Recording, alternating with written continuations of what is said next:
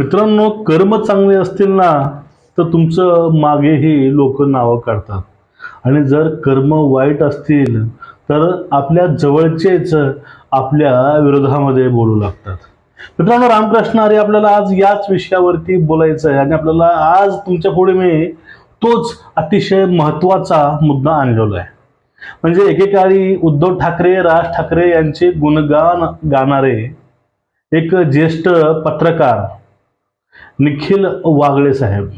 आता निखिल वागळे साहेबांनी चांगला समाचार घेतलाय म्हणा, किंवा चांगली कान उघडणी केली, किंवा त्यांना झोडपून काढलंय. मराठी माणसावर अन्याय होतोय म्हणजे नेमकं काय होतंय? मराठी पासून आजपर्यंत ती एक निवडणूक सोडली तर शिवसेनेची सत्ता होती. मग मुंबईतल्या मराठी शाळा बंद का झाल्या? आता महापालिका जाहिराती देते त्या इंग्रजी मीडियमच्या शाळांसाठी. ह्याला कोण जबाबदार आहे? म्हणजे मला असं वाटतं, मराठी माणसावर अन्याय झाला. मराठी माणसावर अन्याय झाला म्हणजे काय झालं? त्याला रोजगार मिळाला नाही का? त्याच्या भाषेवर अन्याय झाला का? या मुद्द्यांची कशी चर्चा होत नाही? आताही कुठे होत? आता फक्त ठाकरे बंधूंची युती म्हणजे काय? म्हणजे ठाकरे बंधूंची युती मला हे कळत नाही. मराठी माणसाच्या भावनेचा प्रश्न आहे, व्यवहाराचा प्रश्न आहे का?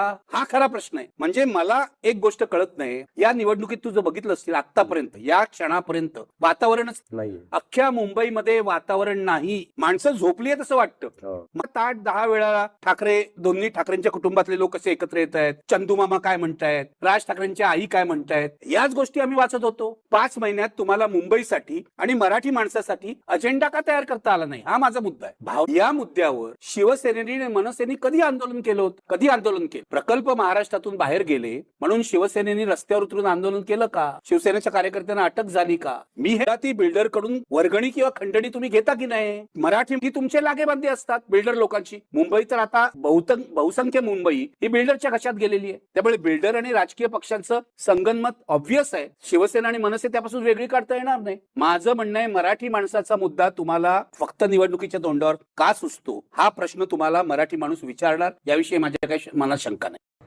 दोन्ही भावाभावाचे जे काही नेरेटिव्ह आहेत, हे नेरेटिव्ह हे सगळे फेक नेरेटिव्ह आहेत, आणि हे कसे खोटारडे, कसे हे खंडणीखोर आहेत, हे सगळं काही त्यांनी आपल्या व्हिडिओतनं सांगितलंय. हल्ली ते राज ठाकरे, उद्धव ठाकरे यांच्या विषयी, यांच्या विरोधामध्ये, म्हणजे जे खरं आहे ते पोटात जे आहे ते ओठात ते अगदी नियमितपणे आणत असतात. आपल्याला त्याच विषयावरती आज बोलायचं आहे. आता बघा, 1985 पासून मुंबईमध्ये सत्ता ही शिवसेनेची आहे. अपवाद हे 1992ची निवडणूक होती. पण 1985 पासून मुंबईच्या राजकारणामध्ये हे लोक राजकारण करतात. तरीही मुद्दा असतो कुठला? मराठी, अमराठी, मुंबई महाराष्ट्रापासून वेगळी करत आहेत, असे अनेक ते नेरेटिव्ह आणतात.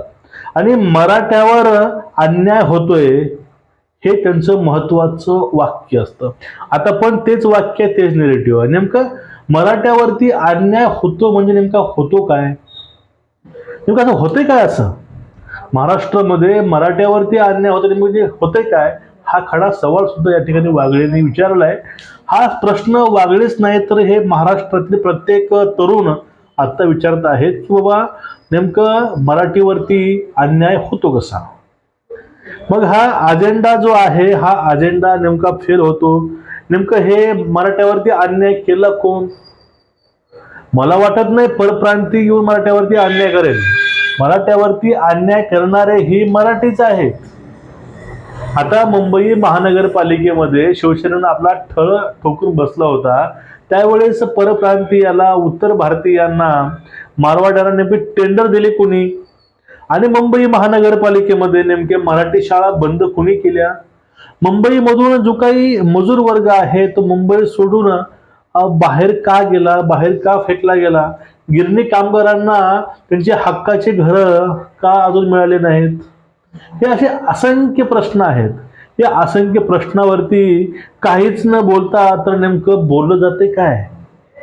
फक्त बोललं जातोय एकच विषय, तो म्हणजे 2 भाऊ एक होतील, 2 भावांची युती होणार आहे.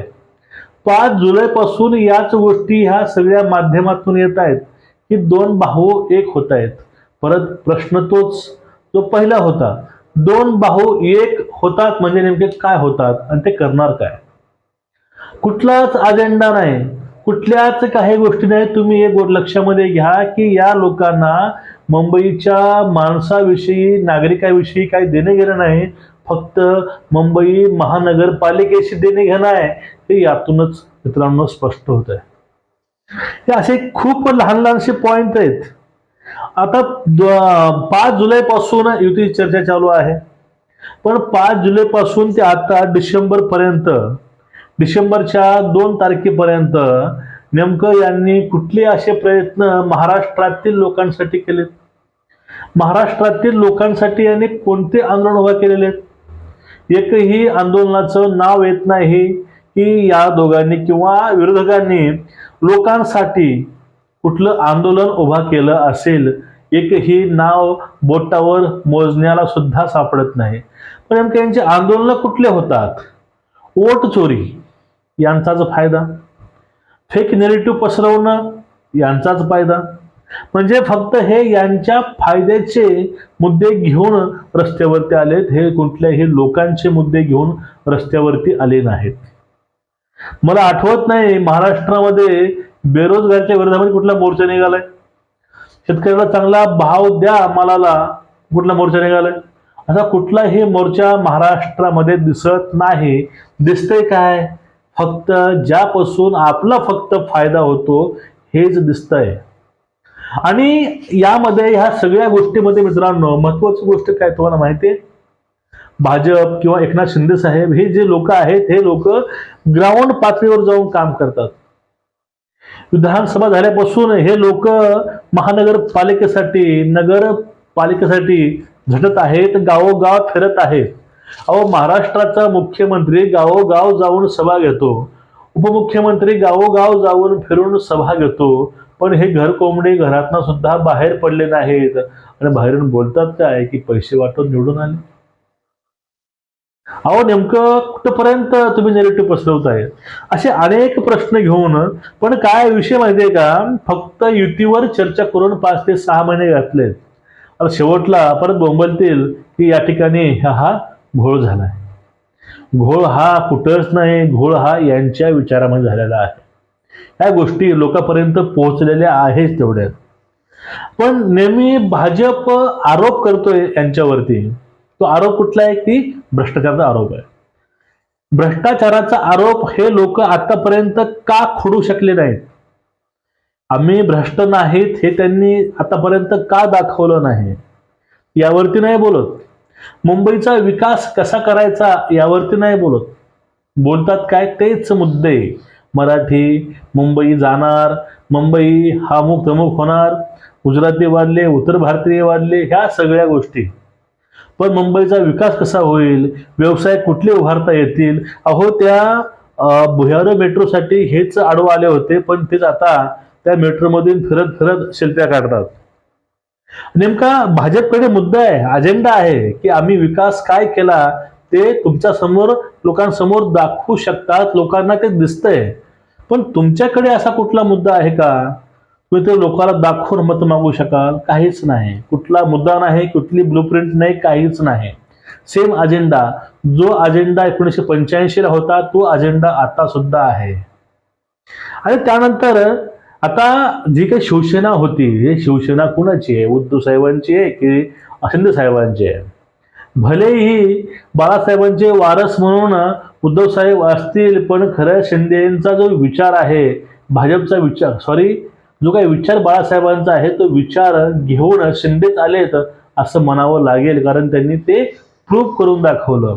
बाळासाहेबांच्या विचारावरती आम्ही चालतो हे त्यांनी प्रूव्ह करून दाखवलं विधानसभेला, त्यानंतर नगरपंचायतला. महाराष्ट्रातील 2 नंबरचा पक्ष म्हणून तो व्यक्ती आज सुद्धा गावोगाव वनवन करत फिरतोय. मग या ठिकाणी अशा अनेक गोष्टी आहेत. आता हे मुंबई महानगरपालिका आहे. मुंबई महानगरपालिका फक्त आपलं भविष्य सिक्युअर करण्यासाठी, आपल्या राजपुत्रांना त्या ठिकाणी इस्टॅब्लिश करण्यासाठी, आणि या ठिकाणी फक्त एवढा असं भला मोठा जो काही अर्थसंकल्प आहे त्याच्याकडे डोळे ठेवून हे यांचं राजकारण आहे. हे परत त्यांनी सिद्ध केलंय. आणि हे सगळं काय जे आहेत, अजून भरपूर काय आहे, हे सगळं सध्या निखिल वागळे हे लोकांसमोर आणत आहे. निखिल वागळे हे सगळे मुद्दे मांडत आहेत. म्हणजे आपण नेमकं जे पाठीमागे बघा यांचे काहीतरी ते सभा व्हायच्या निर्भय बनव, त्याच निर्भय बनवचे हेच लोकप्रिय पत्रकार लोकांसमोर प्रत्येक मुद्दे हे स्टेप टू स्टेप आणि मुद्दे सूदपणे मांडत आहेत की कशा प्रकारे उद्धव ठाकरे, राज ठाकरे हे गुजराती बिल्डर करून खंडणी घ्यायचे हे सुद्धा त्यांनी त्या इंटरव्ह्यूमध्ये सांगितलेलं आहे. जमलं तर तुम्हाला मी खाली लिंक देईन त्या इंटरव्ह्यूची, कमेंटमध्ये जाऊन तुम्ही व्हिडिओ सुद्धा पाहून घेऊ शकता त्या चॅनलवरचा. तर तुमचं मित्रांनो याविषयी मत काय, तुम्हाला नेमकं या विषयावरती वाटते काय, खाली कमेंट करायला मात्र विसरू नका. भारत माता की जय म्हणा किंवा जय महाराष्ट्र म्हणा, पण प्रत्येक जय मधून घोष हा आपल्याच भूमीचा झाला पाहिजे. उद्या भेटूया परत. तोपर्यंत सर्वांना रामकृष्ण हरी. नमस्कार, राम राम, वंदे मातरम, जय महाराष्ट्र.